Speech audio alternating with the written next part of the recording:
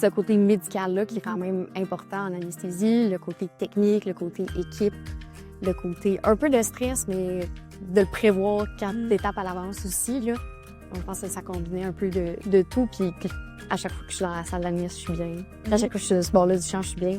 Alors bonjour tout le monde, bienvenue au podcast Le Café des spécialités, le podcast du Collège royal des médecins et chirurgiens du Canada.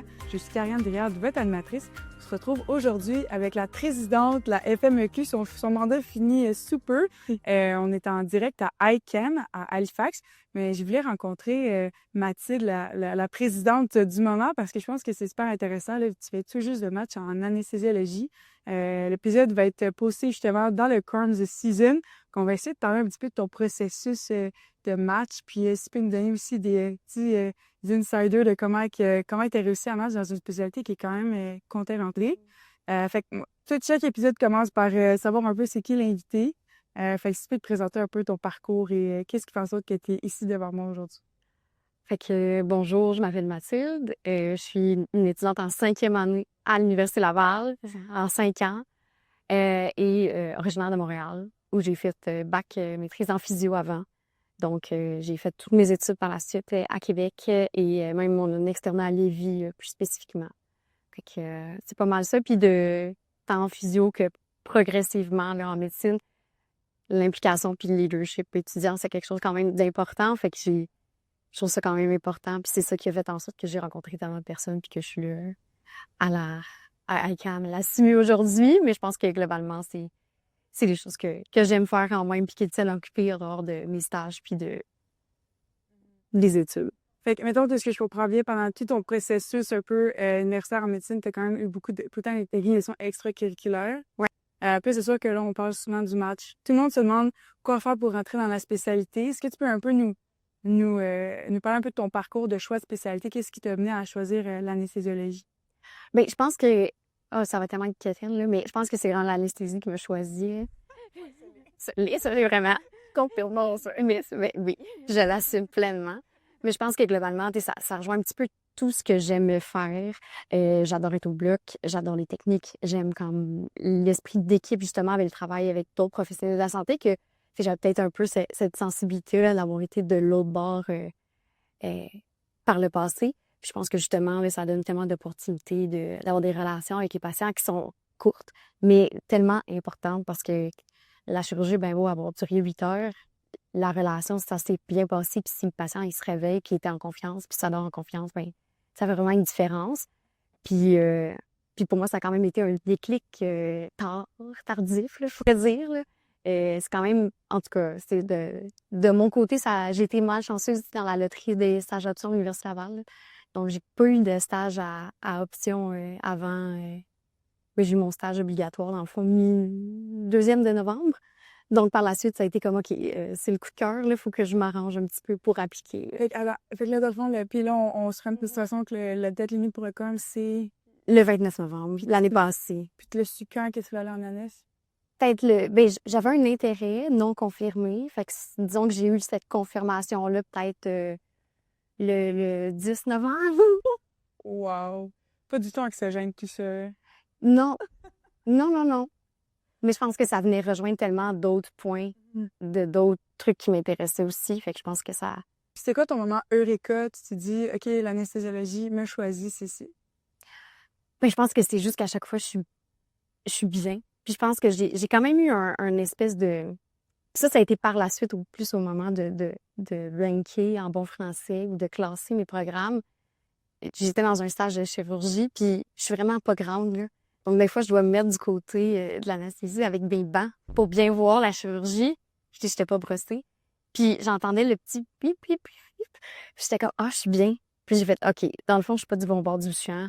Puis ça va, je vais le mettre plus haut. Ouais. Fait que ça, c'était en janvier, là. Non, c'est vraiment cute. OK. Fait que dans le fond, OK, parce que le ranking, c'est vrai, Ouais, et plus tard. C'est fou, chaque université a un peu nos choses. Nous, en janvier, à McGill, on a comme tout fini nos stages. Là. Nous, on est en stage temps plein, fait que c'est un peu différent. Ouais. Mais fait que dans le fond, toi, t'avais aussi appliqué dans des stages, dans des sociétés chirurgicales quand t'avais... Ouais. OK. Donc, pour moi, ça a été un petit peu justement OK, ben je peux quand même avoir cet aspect de technique, je peux quand même avoir cet aspect de salle d'op que j'aime beaucoup, et de plein d'autres choses aussi que je connais pas. Là, je viens de faire un stage de soins, j'ai adoré ça. Donc, je pense que c'est ce côté médical-là qui est quand même important en anesthésie, le côté technique, le côté équipe, le côté un peu de stress, mais de le prévoir 4 étapes à l'avance aussi, là.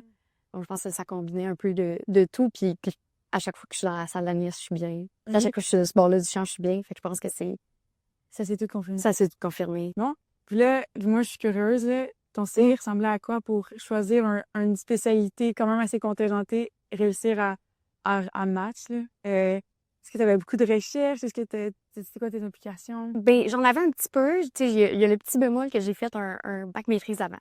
Fait que c'est sûr que j'ai quand même mis dans mon CV que j'avais de la recherche en physiothérapie. J'ai fait de la recherche en médecine aussi parce que on a des profils à l'Université Laval, puis pour rester temps plein, c'est vraiment cette raison-là. Fait que pour rester temps plein, j'étais comme OK, ben je vais faire un profil, je vais faire de la recherche, puis il y avait je fais que j'en ai fait en néphrogénétique fondamentale. Tu sais, mais c'est encore cet esprit de le laboratoire, une équipe autour de toi que tu peux jaser, tu peux avoir du plaisir avec plein d'autres gens, mais tu as quand même une responsabilité. Donc pour moi, j'en avais fait, mais c'était peut-être pas la chose qui transparaissait. C'est sûr que le côté implication étudiante, tu sais, tant dans le REMUL à l'Université Laval, donc notre association d'étudiants, mais également par la suite à la FMQ, c'est quelque chose qui pour moi qui transparaissait quand même dans mon CV, mais je pense que j'avais quand même une bonne section sur ce que j'aime faire en dehors des études médicales. Là. Mes loisirs, c'était quand même une grosse partie. Et en rétrospect, tu penses que c'est quoi qui a fait en sorte que tu aies réussi en match dans cette spécialité-là? Comme qu'est-ce que tu penses que c'était l'élément pour toi qui a fonctionné? Ben, je pense que c'est un peu, particulièrement pour l'analyse, du moins de ma perspective, ça combine tellement de choses différentes. Puis pour moi, justement, d'avoir cet éventail de choses-là qui sont différentes, ça m'a permis. Puis dans mes entrevues, sans dévoiler le cours.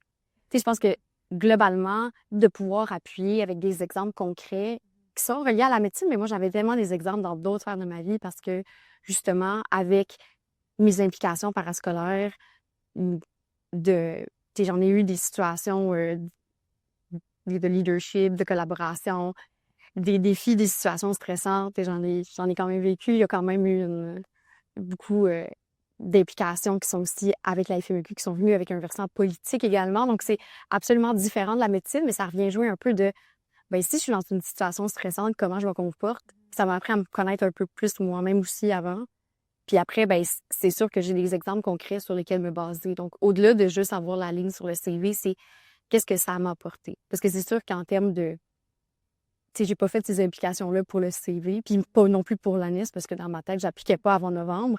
Donc, je pense que c'est globalement de qu'est-ce que moi, j'aimais faire, puis qu'est-ce que ça me permettait d'évoluer en tant que personne. Puis après ça, j'avais pas besoin... Ben j'ai quand même fait de l'exercice, mais j'avais pas besoin de essayer de trouver longtemps des situations pour des pétales canides. J'en avais tellement en banque parce que j'avais tellement eu des opportunités différentes, beaucoup de situations hors médecine, mais en médecine également, pour justement appuyer mes qualités, mes défauts. Donc, il faut aussi m'aider là-dedans. Puis, est-ce qu'il y a quelque chose que tu aimerais dire à Mathilde un peu, qui en ce moment-là, qui est une Mathilde de ce monde qui applique cette année, là, qui toi, t'es passé à travers tout le processus CORMS. Est-ce que tu aurais aimé ça dire quelque chose à toi avant de toute cette indécision, puis de tout le processus super stressant? C'est dur parce qu'en ce moment, j'ai quand même... Tu sais, ça a quand même bien marché pour moi avec les circonstances. Je pense que de me rappeler pourquoi je fais quelque chose globalement. Tu sais, l'implication, c'est quoi que moi je veux faire avec cette implication-là, puis c'est quoi que j'en retire un peu plus. Je pense que globalement, ça m'aurait aidé.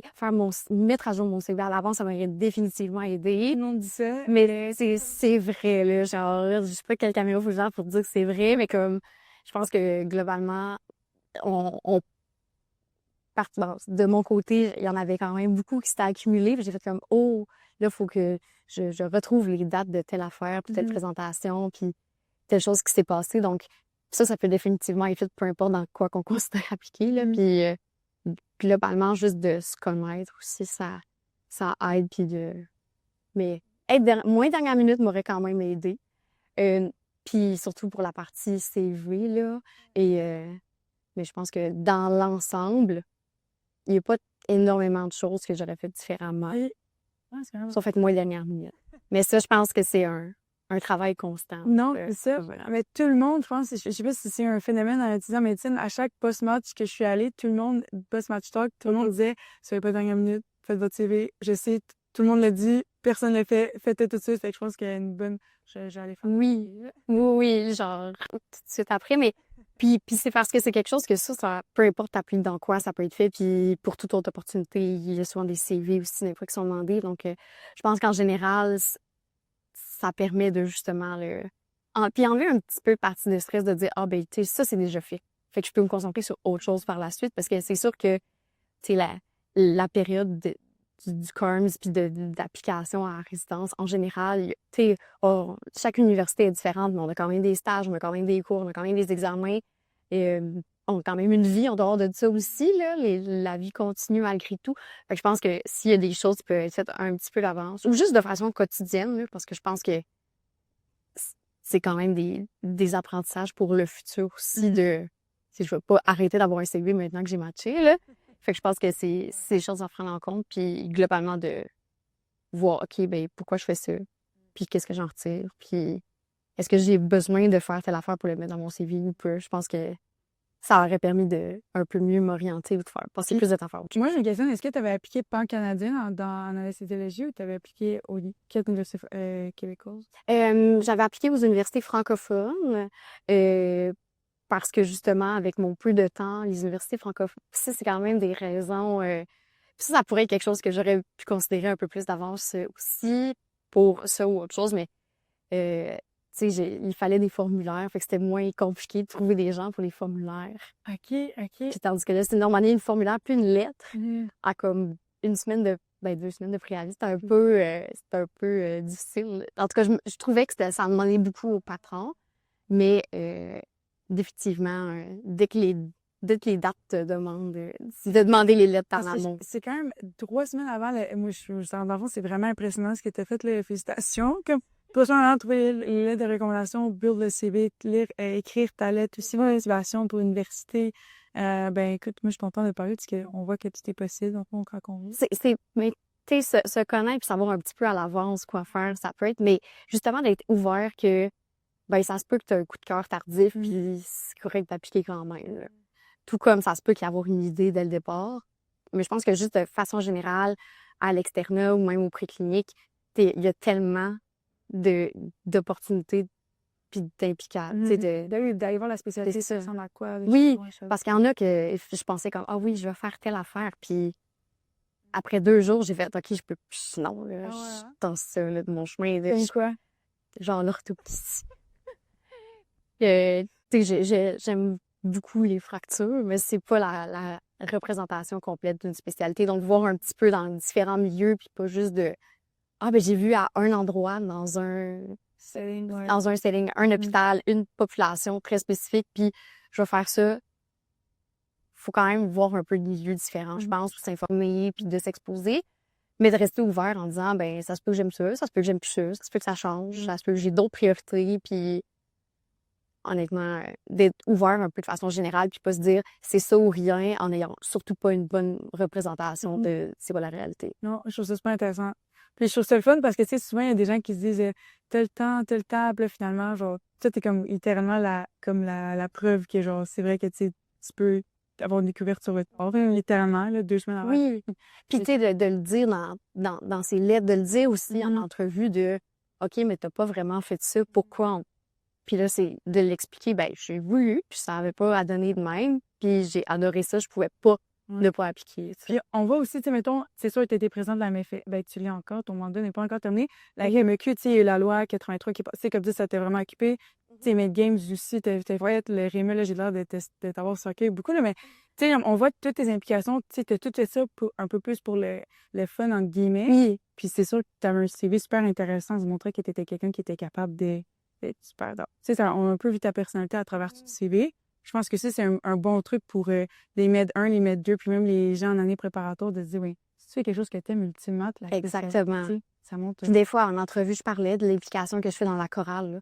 Tu sais, il y a d'autres choses aussi qui viennent, puis que, justement, tu sais, de pas se dire, hey, j'étais pas président du groupe d'intérêt en anesthésie.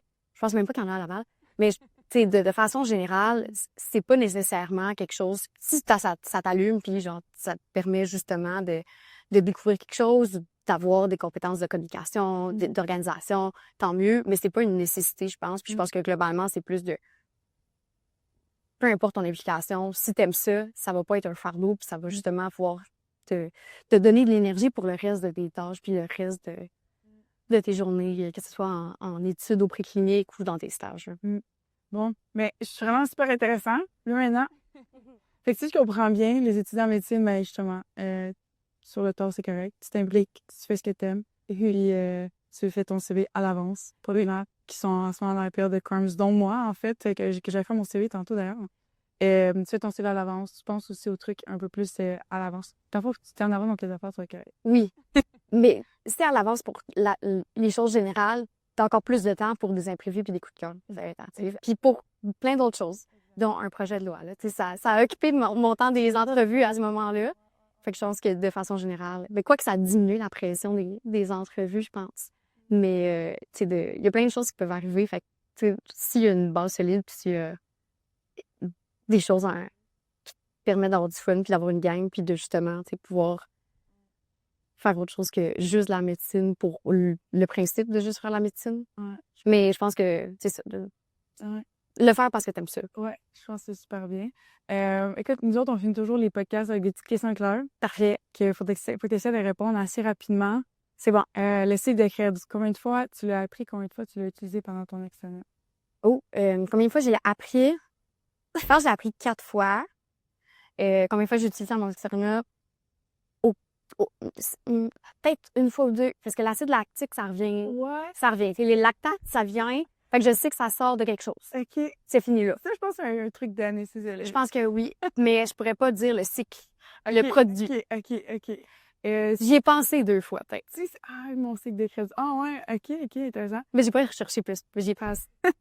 Si tu n'avais pas été en médecine, qu'est-ce que tu t'aurais... Si tu n'avais pas été médecin, tu aurais été quoi? Puis ça serait pas physio, parce que j'ai quand même transféré. Okay. Mais je pense que aussi, je pense l'enseignement en général. J'aime ça. J'aime cet environnement-là, d'apprendre. Prof, ouais. Ma mère est prof. Fait que je pense que c'est comme globalement, tu sais, de vouloir transmettre puis d'avoir des personnes la passion de, hey, c'est le fun d'apprendre de quelque chose. Okay. C'est pas cycle de crise dans mon cas, mais quelque chose en général.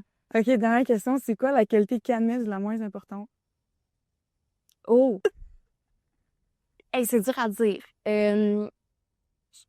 Je dirais pas ça, mais je pense que le leadership est sous-estimé. Puis ça inclut tellement plus du reste. OK. Fait que je pense... La moins importante? Non, ce serait pas la moins importante. Ce serait... Oh, pareil. Fait que là, je sais plus, là. Et là. Tout est dans la justification de la chose. Là. Tout est en justification de la chose. Tu peux dire érudit, tout le temps une bonne réponse. Ben, je pense que le fait d'apprendre, c'est une bonne... Érudit. Mais, oh là là. Tu peux toujours apprendre, right? Oui, je vais prendre le télé dans tes réponses. Je peux pas. Mais je pense que le fait... Là, c'est... Tu sais, on pose le expert médical en premier. Mm-hmm. Mais je pense que globalement, tu sais, si t'as les autres qui viennent d'emblée, fait qu'il faut pas juste se centrer sur lui. Faut se centrer sur chacun pour être... Fait que je vais mettre lui. Okay. Mais je suis pas convaincue. Mais de toute façon, il y a une réforme des pétales calmelles. Ouais. Fait que je me base vraiment là-dessus pour voir ce que ça va donner, pour justifier par la suite. C'était quoi.